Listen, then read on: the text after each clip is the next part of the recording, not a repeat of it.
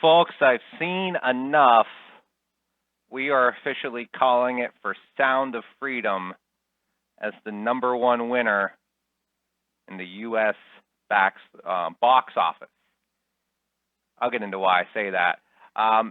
First, of course, y'all should be familiar by now. It's based on an incredible true story of a former government agent who embarked on a mission to save many children from the evils of human sex trafficking. Looking in at the box office number here, U.S. $178 million. And you may note incorrectly that there were films that had higher box office numbers, but let's take a look at them. So these are the top 10. You can find this on IMDb or boxofficemojo.com. Source noted here. Sound of Freedom at 12 times. They grossed in the U.S.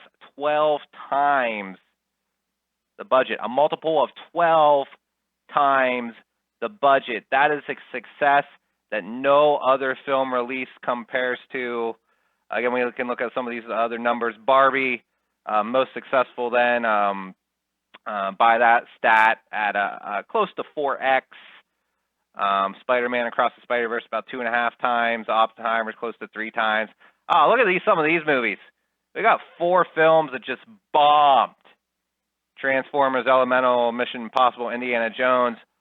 All of these had budgets which were far in excess of what these films brought in the U.S. at box office. Abysmal, because you think, yeah, box office and budget, we're thinking about marketing too. And so if a film has tens or $100 million to market versus a film that has $1 million to market, right, you're going to expect substantially different gross numbers, right? But that is incredible. Sound of Freedom, 12 times the budget. What a miracle. I mean, can you imagine if Hollywood had a budget of $15 million for a movie? Do you think they could bring in 12 times? No, if they would do that, that would be a much more successful model. They would just do that, right? Let's talk about some things related to that. And we see here just some of the stats, just for example, some of these movies. So this was Guardians of the Galaxy, for example, and all this was charted on that chart. If you wanted to take a look at that for a second, again, you can compare these on Box Office Mojo. Yeah, a multiple of 12 times there for Sound of Freedom. Mission Impossible, 0.56. Ouch. Elemental, 0.75. Hey, Disney, you could have done better if you would have just released Sound of Freedom. Right? Because if you guys know this, Sound of Freedom was initially owned by Disney. So when Disney acquired Fox in 2019, they decided to shelve Sound of Freedom because they didn't think that child trafficking was an important issue to think about.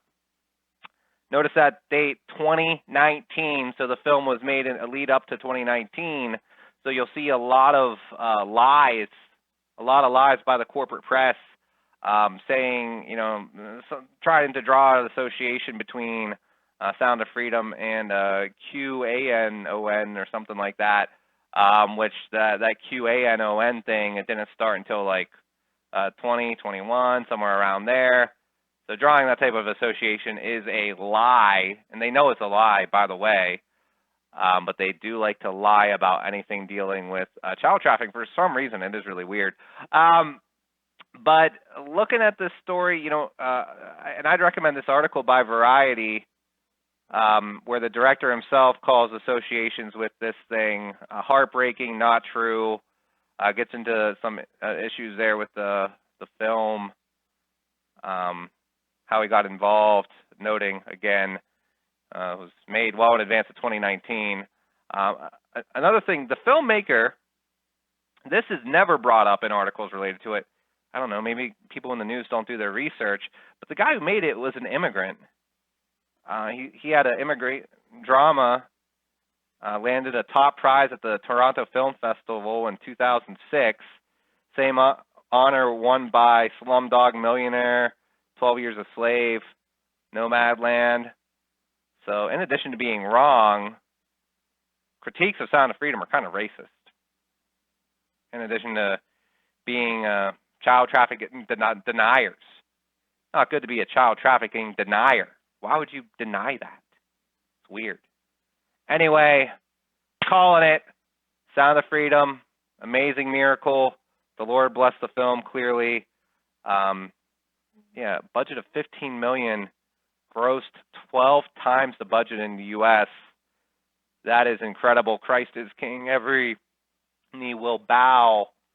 Hopefully we'll see a lot more important stories from Angel Studios. And as we get into a little details, it does look like there's going to be a potential follow-up. Any plans for a sequel? A lot of interest exploring it deeper, exploring what happened in Haiti, Tim's work in Haiti. And you should look into Tim Ballard's work, of course, the focal point, who the story's about.